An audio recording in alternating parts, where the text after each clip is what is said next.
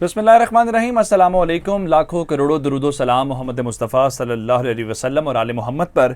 मैं हूँ उमर दराज गोंदल और आप मेरा यूट्यूब चैनल देख रहे हैं। नाज़रीन, मेरे पास दो तीन बड़ी खबरें हैं। ये तीनों बड़ी खबरें तीन ममालिक और चौथी पर्सनैलिटी के मुतालिक हैं। वो कुछ पर्सनैलिटी का ताल्लुक भी अमरीका से है। ये खबरें अमरीका, रूस और तुर्की के मुतालिक हैं। ये तीनों खबरें आपस में जुड़ी हुई हैं। और इसके अलावा एक और ऐसी शख्सियत जिनका सियासत से हमें माजी करीब के अंदर एक तरह से उसमें देखा कि वो अलग हो गए थे, उनके ऊपर अमरीका की जो मुख्तलिफ सोशल मीडिया ऐप्स हैं उन्होंने पाबंदियां लगा दी, क्योंकि अमरीका के अंदर जो पॉलिटिकल एलीट है वो समझती थी कि वो उनके लिए खतरा है। उनको इलेक्शन में शिकस्त हुई, जिसके बाद वो मंजर-ए-आम से गायब थे। एक बार फिर वो मंजर-ए-आम पर आ गए हैं और ट्रंप ने एक धमाकेदार एंट्री की है। इस धमाकेदार एंट्री के अंदर ऐसी बातें की हैं और आप हैरान होंगे कि अमेरिका के अंदर हो क्या रहा है और अमेरिका के अपने लोग कैसी आवाजें बुलंद कर रहे हैं। ट्रंप ने जो बाइडन और पुतिन की मुलाकात को लेके इंतहाई दिलचस्प रिमार्क्स दिए हैं, फिर यूरोप के मुतालिक गुफ्तगू की है, अपनी सदारत के मुतालिक गुफ्तगू की है, और ये सारी बातें जो हालिया दौरा था उसके मुतालिक हैं। और इस सारी सूरत हाल को देखते हुए जो तुर्की के सदर तैयब उर्दगान हैं वो भी पीछे नहीं रहे। उन्होंने भी इस मौके से भरपूर फ़ायदा उठाया है और उन्होंने भी अमेरिका पे कारी वार किया है और उन्होंने भी अलाइनमेंट की है अपनी रूस के साथ, क्योंकि जो अमेरिका है उसकी तवील अरसे से कोशिश थी वो किसी ना किसी तरीके से तुर्की को चीन और रूस के हक में जाने से रोके, लेकिन उसकी ये मुश्किल आसान नहीं हुई, बल्कि जो उर्दगान ने इस मीटिंग के अंदर मैसेज कन्वे किया है और जो उसने फैसला किया है अमेरिका के लिए वो इंतहाई अलार्मिंग है, उसके लिए बहुत ख़तरनाक है।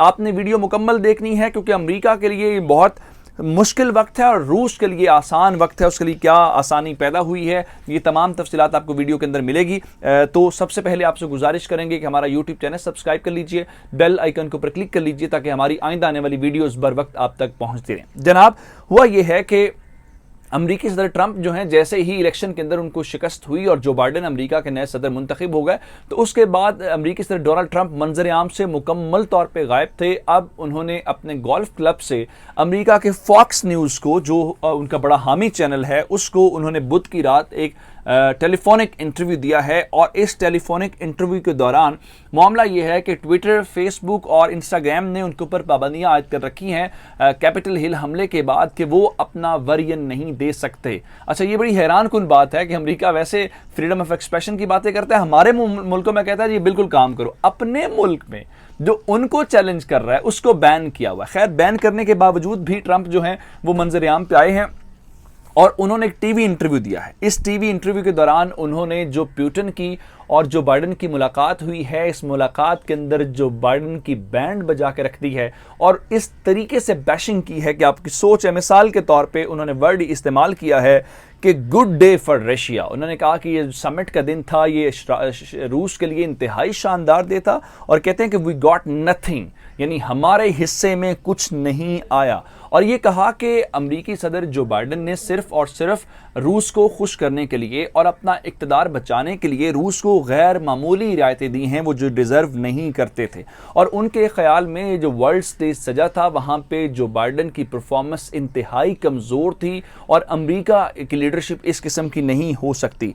उन्होंने नॉर्थ जो स्ट्रीम पाइपलाइन है उसके मुतल्लिक बात की, उसकी मिसाल देके ये बताया कि किस तरीके से अमरीकी मफादात के ऊपर जो है वो समझौता किया गया। मसलन उन्होंने कहा कि जनाब, मैंने इस पाइपलाइन को रोका था क्योंकि वो पाइपलाइन मंसूबा है जो बाल्टिक सी के अंदर है, और बाल्टिक सी के अंदर ये मंसूबा ये है कि जर्मनी जो है वो गैस लाना चाहता है रूस से। रूस अपनी पाइपलाइन के जरिए अपनी गैस बेचेगा जर्मनी को। उन्होंने बड़ा सादा सा सवाल किया है कि जो मैंने चीज़ रोकी थी, जो बाइडन ने, उसकी इजाज़त कैसे दे दी।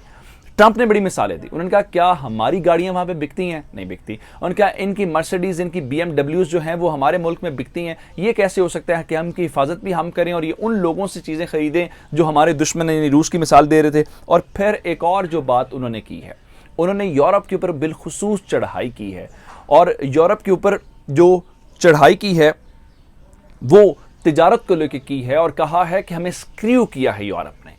यूरोप हमारी बुनियाद के ऊपर हम उसका डिफेंस करते हैं, वो हमारी चीज़ें हमारी नहीं खरीदता लेकिन हमें बेचता है। फिर उनसे ये एंकर ने पूछा कि क्या आप सियासत के अंदर वापस आ रहे हैं, तो उन्होंने सिर्फ ये कहा, ये जवाब नहीं दिया कि मैं सियासत में वापस आ रहा हूँ, ये ज़रूर कहा कि मुझे पहले से ज़्यादा लोग पसंद कर रहे हैं। ये तो मामला हो गया पहला। दूसरा मामला ये है कि इस वक्त अमेरिका और तुर्की के ताल्लुकात कम तरीन सतह पे हैं। उसकी कुछ मिसालें हैं, वो मैं मिसालें आपको बाद में दूंगा। पहले इस मुलाकात के मुतालिक बताना चाहता हूं कि इस मुलाकात के मुतालिक हुआ क्या है।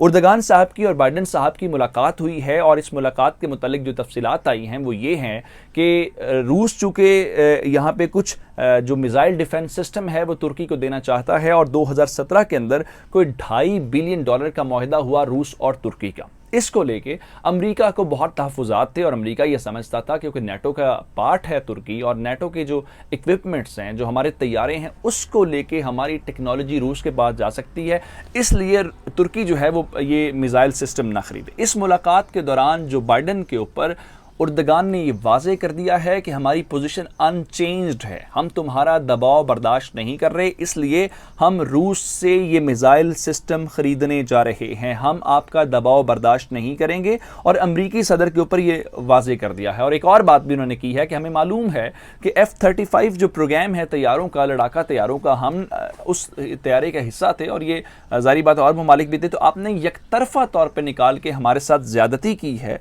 और इसका मतलब ये है कि आप हमारे साथ पार्टनरशिप चाहते ही नहीं हैं, इसलिए हम आपके साथ फर्दर नहीं चलेंगे। फिर और एक और बात की है और कहा कि देखें, हम S-400 मिसाइल डिफेंस सिस्टम क्यों ना खरीदें, आपके पास पेट्रियट ए डिफेंस सिस्टम है, हमने आपसे वो मांगा, आपने हमें जवाब दिया, हमें वो अपना मिसाइल डिफेंस सिस्टम नहीं दिया। दूसरा ये शिकवा किया कि हमारी एयर बेसिस के ऊपर मौजूद जो आपका पेट्रियट सिस्टम डिप्लॉयड था, आपने उसको भी रिमूव कर दिया हमारी सिक्योरिटी को लेके।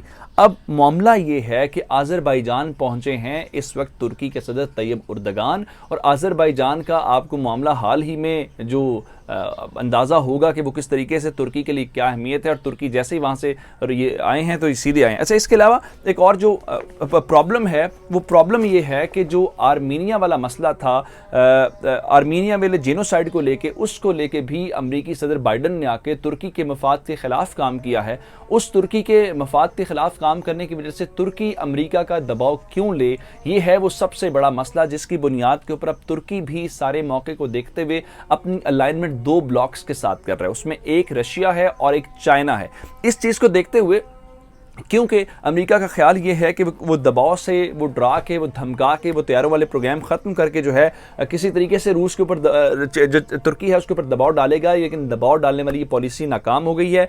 अब इस मुलाकात को लेके ट्रंप भी बोल रहे हैं, उर्दगान भी बोल रहे हैं और उर्दगान ने मौका देके वार कर दिया। ये तमाम तफसीलात हैं। मुझे उमर दराज गोंदल को फेसबुक, ट्विटर, इंस्टाग्राम के ऊपर फॉलो कर सकते हैं। मेरा यूट्यूब चैनल सब्सक्राइब कीजिएगा। आपकी समातों का बहुत शुक्रिया। खुदा हाफिज़।